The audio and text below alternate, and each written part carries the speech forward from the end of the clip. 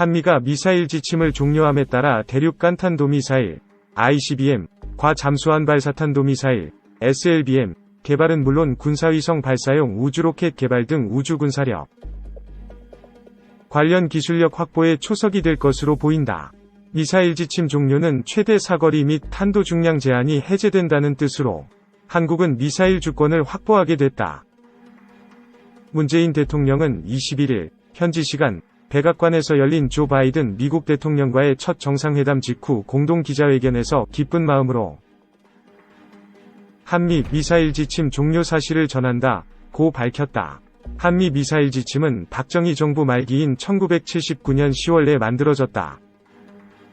당시 정부는 미국으로부터 미사일 기술을 이전받는 대가로 미사일 최대 사거리를 180km로 제한하기로 했다. 동북아 지역의 군비 경쟁을 우려한 미국의 전략적 판단 때문이었다.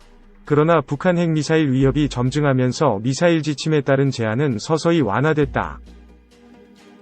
김대중 정부 시절인 2001년 1월 한국이 최대 사거리 300km, 탄두 중량 500kg인 미사일을 개발 보유할 수 있게 지침이 1차 개정됐다. 이어 이명박 정부 시절인 2012년 10월 탄도미사일의 최대 사거리를 800km로 늘리는 2차 개정이 이뤄졌다. 문재인 정부 들어서는 두 차례의 개정이 이뤄졌다. 지난 2017년 11월 탄도미사일의 사거리를 800km로 하되 탄두 중량 제한을 완전히 없애는 내용의 3차 개정이 이뤄졌고, 지난해 7월에는 4차 개정을 통해 우주발사체에 대한 고체연료 사용 제한을 해제했다. 또 이번 정상회담을 통해 미사일 지침이 해제되면서 우리 군의 미사일 주권도 온전히 회복된다. 미사일 지침이 해제되면서 사거리에 구애받지 않는 SLBM 등 탄도미사일 개발도 가능해졌다. 군과 정부도 SLBM을 탑재한 핵잠수함 개발을 검토하고 있는 것으로 알려져 이를 적극적으로 추진할 수 있는 조건도 갖추게 된다. 우리 군이 사거리와 탄두 중량을 대폭 늘린 탄도미사일 3종 세트 개발을 마무리한 것으로 알려졌다. 국방과학연구소, ED는 발사 지점에 따라 지상에서 발사하는 지대지 탄도미사일을 현무4에서 1, 함정에서 발사하는 함대지 탄도미사일은 현무4에서 2, 잠수함에서 발사하는 잠대지 탄도미사일, SLBM은 현무4에서 4로 명명한 것으로 알려졌다. 현무4에서 1는 탄두 중량이 2톤, T으로 현존 최강인 GBU-57 대비 최소 3배 이상의 관통력을 갖는다. 강화 콘크리트는 24m 이상, 일반 지면은 180m는 뚫을 있어 사실상 전술핵급 위력에 달한다. 현무4에서 2 미사일은 3만T급 경항공모함에, 현무4에서 4 미사일은 3000톤급 잠수함인 도산한창호함에 장착한다는 계획이다. 그동안 해군은 한국형 구축함, DDH-2-4400T급 등 함정의 순항미사일인 해성2나 천룡을, 214급 잠수함에는 순항미사일 해성3를 장착해왔다. 현무4에서 2와 4에서 4개발이 마무리 단계에 이름에 따라 해군은 SLBM 장착을 위해 도산한창호함 발사대를 수평발사대에서 수직발사대로 변경했다. 2. 밀톡, 김정은 벙커 무력화할 괴물미사일 현무-4위 정체. 괴물 벙커버스터로 알려진 국산 신형 탄도미사일 현무-4, 최대 사거리 800km, 위 사거리를 300에서 500km로 줄일 경우 탄두 중량이 4에서 5T 이상으로 늘어나 지하 깊숙이 있는 이른바 김정은 벙커도 파괴할 수 있는 것으로 알려졌다. 미러중 등 강대국은 물론 북한의 단거리 탄도미사일도 탄두 중량은 500kg 물결표 1T 수준이어서 4에서 5T 이상 수준은 세계적으로 유례가 없는 것이다. 문재인 대통령이 지난 23일 국방과학연구소 ED를 방문해 세계 최고 수준의 탄두 중량을 갖춘 탄도미사일을 성공한 것에 축하 말씀을 드린다고 언급한 것도 이를 염두에 둔 것이라는 지적이다. 26일 정부 및 군 소식통들에 따르면 국방과학연구소는 몇 차례의 시험에 실패한 끝에 현무-4 미사일 시험에 사실상 성공했다. 현무-4 존재가 외부에 처음으로 알려진 것은 지난 3월이다. 국방과학연구소는 지난 3월 24일 충남 태안 안흥시험장에서 현무-4 두 발을 시연 발사했지만 한 발은 실패했다. 그전에도 비행거리를 줄여 시험 발사했지만 실패한 적도 있는 것으로 알려졌다. 상식 깨는 가분수 미사일 시행착오 끝 개발 성공인은 현무-4가 무기 상식을 깨는 가분수 미사일이기 때문이다. 대륙간 탄도미사일, ICBM의 경우 사거리가 길고 엔진 추력도 강하기 때문에 탄두 중량이 5에서 10T에 달하는 경우도 있다. 하지만 단거리 미사일은 엔진 추력 등을 감안해 500kg 물결표 1T가량의 탄두를 탑재한다. 2T 이상의 탄두를 달 경우 머리가 너무 무거운 가분수 미사일이 돼 안정적으로 비행하기가 어렵다. 정확도도 그만큼 떨어진다.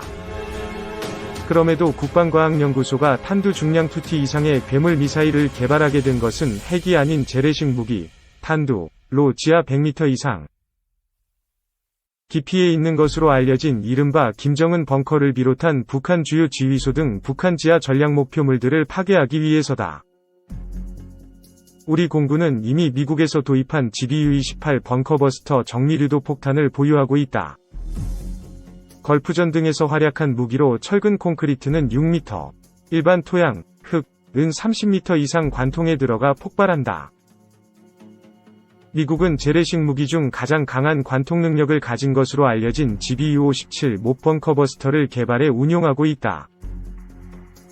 중량 1.4T의 탄두 중량도 2.4T에 달해 철근 콘크리트는 강도에 따라 8에서 60m를 관통할 수 있다.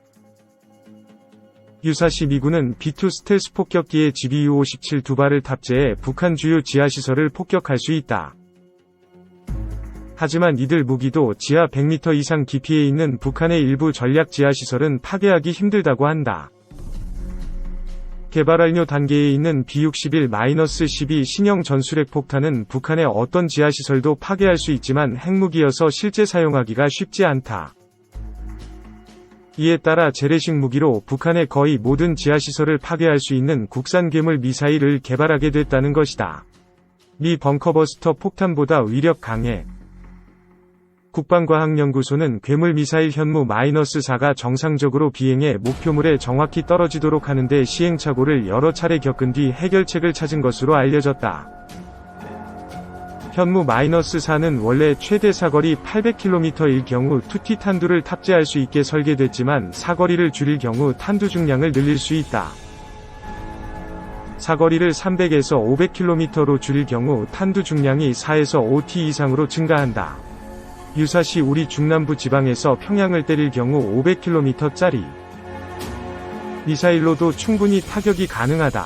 4에서 5T 이상 탄두로 평양 주석궁이나 인근 지하에 있는 것으로 알려진 김정은 벙커를 때릴 수 있다는 얘기다. 현무-4의 탄두 중량이 무거운 것은 일반 고폭 탄두가 아니라 지하 관통력을 높이기 위해 텅스텐 합금 등 중금속으로 채웠기 때문이다. 무거운 탄두가 일반 폭탄보다 훨씬 높은 100km 이상의 고도에서 마하5에서 6 이상의 고속으로 떨어져 충돌하기 때문에 미국제 벙커버스터 폭탄보다 지하 깊숙이 들어가 파괴할 수 있는 것이다.